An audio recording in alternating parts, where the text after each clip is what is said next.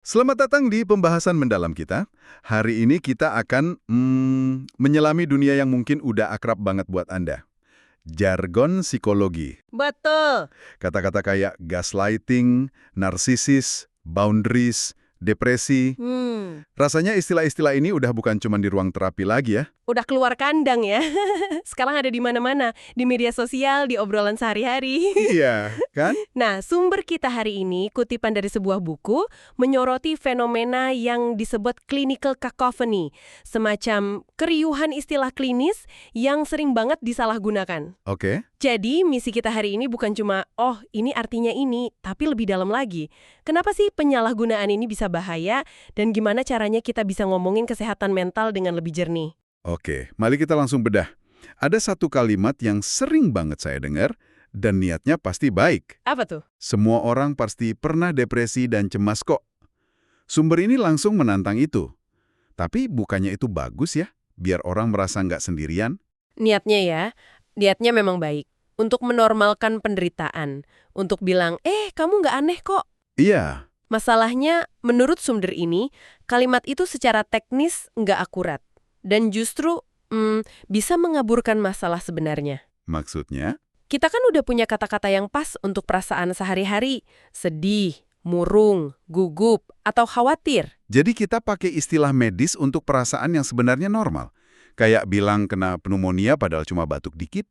Analogi yang bagus sekali. Tepat seperti itu. Kita jadi meremehkan betapa beratnya depresi klinis yang sesungguhnya. Tapi ada satu hal lagi yang lebih mengejutkan di sini. Apa itu? Buku ini bilang kalau kita menerapkan teknik-teknik terapi pada kesedihan yang normal, itu justru bisa jadi bumerang. Tunggu. Ini menarik.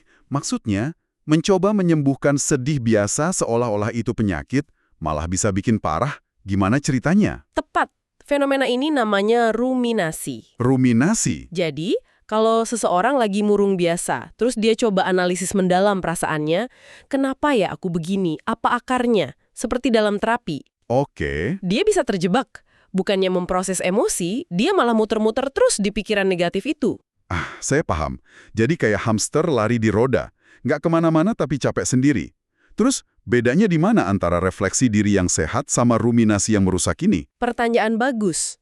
Refleksi yang sehat itu biasanya mengarah ke pemahaman baru atau rencana tindakan. Contohnya, Oke, aku sedih karena proyekku gagal.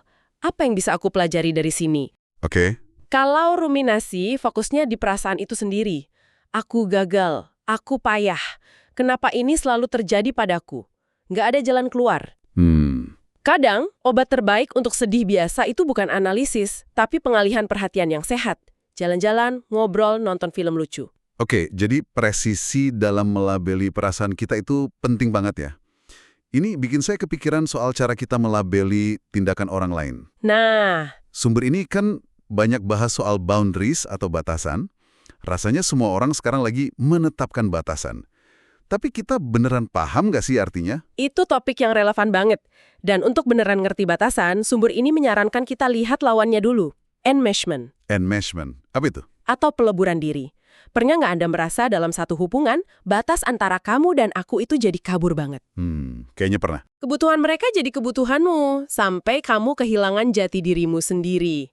Nah, itulah enmeshment. Wah, jadi batasan itu kayak pagar buat melindungi identitas kita. Saya kira sesimpel bilang, aku nggak suka kalau kamu datang ke rumah tanpa ngabarin. Nah, itu baru setengahnya. Oh ya? Mengomunikasikan itu penting, tapi itu baru sebatas preferensi, keinginan. Disinilah kesalahpahaman paling umumnya. Batasan yang asli itu baru ada saat ada tindakan penegakan. Tindakan, oke. Di sumber ini ada contoh bagus banget, kasus seorang perempuan bernama Queen. Ya. Queen yang teman-temannya sering seenaknya datang dan ambil makanannya. Dia udah coba bilang kan? Udah, berkali-kali dia mengatakan preferensinya. Tolong jangan datang tanpa pemberitahuan. Tapi apa yang terjadi? Teman-temannya tetap datang. Tepat. Komunikasinya nggak mengubah apa-apa. Di titik itu cuma keluhan, bukan batasan. Waktu Queen mulai bertindak, dia berhenti membukakan pintu. Oh. Waktu temennya datang tanpa pemberitahuan, ia nggak bukain. Meskipun rasanya nggak enak, canggung. Wow. Tindakan itulah yang mengubah preferensinya jadi batasan yang efektif. Jadi batasan itu tindakan yang Anda ambil untuk melindungi diri, bukan kata-kata untuk mengubah orang lain. Itu. Mencerahkan sekali. Jadi intinya bukan ngontrol orang lain, tapi ngontrol diri kita sendiri. Tapi rasanya susah banget ya. Pasti ada rasa bersalah. Tentu saja, makanya ini keterampilan yang butuh latihan. Ada takut konflik, takut menyakiti perasaan orang, tapi ujung-ujungnya batasan yang sehat justru bikin hubungan lebih jujur. Oke. Dari batasan, sekarang kita pindah ke yang lebih jahat. Bagaimana kalau seseorang nggak cuma melanggar batasan, tapi secara aktif mencoba merusak realitas kita? Nah, Ini membawa kita ke istilah yang sangat berat dan populer, gaslighting. kata tahun ini versi Merriam-Webster tahun 2022. Popularitasnya ini jadi pedang bermata dua. Kenapa begitu? Satu sisi bagus, kesadaran tentang pelecehan emosional ini meningkat. Sisi lain, penggunaan yang berlebihan bikin maknanya jadi Encer. encer.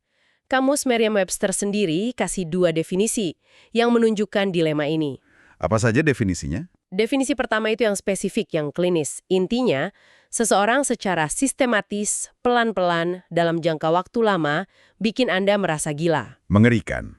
Mereka menyangkal hal-hal yang Anda tahu pasti terjadi, sampai Anda mulai ragu sama ingatan Anda sendiri, persepsi Anda, bahkan kewarasan Anda. Oke. Itu definisi pertama. Yang kedua? Nah, yang kedua ini jauh lebih luas. Menyesatkan seseorang secara berlebihan demi keuntungan pribadi. Secara berlebihan. Iya, masalahnya kata berlebihan itu kan subjektif banget. Definisi longgar inilah yang bikin istilah ini disalahgunakan. Sekarang tiap kali beda pendapat, orang bisa gampang nuduh, kamu ngegaslighting aku. Jadi kalau saya debat sama pasangan soal siapa yang terakhir buang sampah, terus saya bilang dia gaslighting, itu sebenarnya salah ya? Tepat sekali. Anda meremehkan pengalaman korban yang sesungguhnya. Itu kayak menyamakan goresan kertas dengan luka tusuk. Wow, oke. Untuk tahu betapa mengerikannya gaslighting yang asli, sumber ini kasih contoh Taylor. Pasangannya sering mindahin perabotan di apartemen mereka pas dia nggak ada. Terus? Pas Taylor pulang dan tanya, loh kok sofanya pindah? Pasangannya bakal jawab dengan muka bingung, pindah? Enggak kok, dari dulu emang di situ. Ya ampun, itu benar-benar serangan kewarasan seseorang. Persis. Tujuannya mengisolasi dan mengontrol. Jadi waktu kita pakai kata sekuat itu untuk hal sepele, kita nggak cuma melucuti kekuatan kata itu, tapi juga membungkam pengalaman para penyintas. Ini benar-benar bikin kita harus mikir 2 kali. Oke, kita udah bahas salah kaprah melabeli perasaan, melabeli tindakan. Tapi mungkin yang paling bahaya itu saat kita salah melabeli seluruh kepribadian seseorang. Dan kata favorit untuk itu? Narsisis. Ah, ya. Label pamungkas untuk setiap mantan. Ini mungkin area yang paling rumit ya. Kenapa rumit? Sumber ini membahas berbagai perspektif termasuk dari Dr. Ramani Durvasula yang sangat populer. Menurut dia, narsisme itu lebih ke spektrum. Gaya kepribadian, bukan cuma diagnosis klinis NPD yang langka. Itu masuk akal. Jadi ada tingkatannya. Betul, tapi sumber ini juga menyoroti adanya sedikit inkonsistensi. Dr. Durvasula bilang ini bukan gangguan, tapi di sisi lain menggambarkannya sebagai pola yang kaku, sulit berubah. Yang mana? Itu mirip Mirip banget. sama definisi gangguan kepribadian, jadi ada sedikit kebingungan juga di antara para ahli. Lalu ada cara lain buat melihat narsisme ini? Ada. Sumber ini mengenalkan pandangan dari psikoanalis Alice Miller, yang lebih membelas kasih. Oh, Miller bilang, grandiositas dan depresi adalah 2 sisi dari mata uang narsistik yang sama. Menurutnya, perilaku narsistik, rasa superior, butuh pujian, itu sebenarnya mekanisme pertahanan. pertahanan. Untuk menutupi luka masa kecil yang sangat dalam dan rasa tidak berharga yang tersembunyi. Wow. Jadi di balik topeng arogansi itu ada anak kecil yang terluka. Ini mengubah narsisme dari orang jahat menjadi orang yang terluka parah. Tepat. Ini mengajak kita untuk nggak langsung menghakimi. Dan ini membawa kita ke bahaya terbesar dari melabeli sembarangan. Kasus Uma dalam sumber ini contoh paling kuat. Oke, Uma, ceritakan. Uma sering disebut narsisis oleh mantan-mantannya. Katanya dia dingin, nggak punya empati, egois. Dia sendiri sampai percaya. Kasian sekali. Akhirnya dia cari bantuan profesional. Setelah dievaluasi, diagnosisnya bukan narsisme, ternyata Uma berada dalam spektrum autisme. Luar biasa. Jadi yang dianggap kurang empati oleh pasangannya itu Sebenarnya adalah cara otaknya memproses interaksi sosial yang berbeda. bukan karena dia gak peduli. Bukan, cara dia mengekspresikan emosi itu beda dari orang neurotipikal. Bayangkan betapa merusaknya label narsisis itu buat dia. Bikin dia percaya dia orang jahat, padahal otaknya cuma bekerja dengan cara yang berbeda. Itu benar-benar mengubah segalanya. Daripada buru-buru menempelkan label, mungkin pertanyaan yang lebih baik adalah perilaku spesifik apa yang menyakitiku? Tepat, fokusnya ke perilaku, bukan ke label diagnostik yang bisa jadi salah total. Itu memberdayakan kita untuk membuat keputusan yang sehat tanpa harus jadi psikiater dadakan. Jadi, setelah membahas semua ini, apa benang merahnya? Rasanya jelas banget ya, bahasa yang kita gunakan tentang kesehatan mental itu sangat-sangat penting. Ini bukan cuma soal semantik, ini soal dampak nyata. Bahasa itu membentuk realitas. Menggunakan istilah klinis sembarangan bisa bikin kita salah paham sama diri sendiri, salah menghakimi orang lain. Dan bisa menghalangi orang untuk cari bantuan yang tepat. Tepat sekali. Ini soal memilih kejelasan di atas kebingungan. Jadi, lain kali kita dengar istilah-istilah ini, mungkin kita perlu berhenti sejenak. Iya. Berhenti dan bertanya, apa yang sebenarnya terjadi di sini? Apakah ini beneran depresi klinis atau cuma kesedihan yang mendalam? Apakah ini gaslighting atau cuma beda pendapat yang menyakitkan? Apakah orang ini benar-benar narsisis atau ada cerita lain di balik perilakunya yang saya nggak tahu? Dan ini satu pemikiran terakhir untuk Anda renungkan. Jika bahasa terapi yang populer ini bisa begitu mudah disalahgunakan untuk melabeli, menyakiti, atau membingungkan, mungkinkah kecerdasan emosional yang sejati justru terletak pada kemampuan untuk tahu kapan harus tidak menggunakan jargon terapi sama sekali? Dan sebaliknya, Dan sebaliknya, hanya berbicara dari hati ke hati sebagai sesama manusia.